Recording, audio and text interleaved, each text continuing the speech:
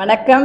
ஜெயலட்சுமி பேசுகிறேங்க. கோவை பிராணா யோகா சென்டர் நிறுவனர் மோகன்ராஜ் சார் மற்றும் ஜெயலட்சுமி கடந்த 7 வருடங்களுக்கு மேலாக பிரம்மாண்டமாக இந்த யோகா மையம் நடைபெற்று கொண்டிருக்கிறது. நிறைய சாம்பியன்ஷிப் போட்டிகள் இங்கே நடத்திட்டு இருக்கிறோம். இன்னைக்கு ஸ்டேட் லெவல் சாம்பியன்ஷிப் போட்டி நடைபெற்றது. எதுக்குன்னு பார்த்தீங்கன்னா, பூஜா ஹாலிடேஸ் அக்டோபரில் பார்த்தா ஸ்ரீலங்கா கூட்டிகிட்டு போகிறோம் ஸ்டூடெண்ட்ஸை.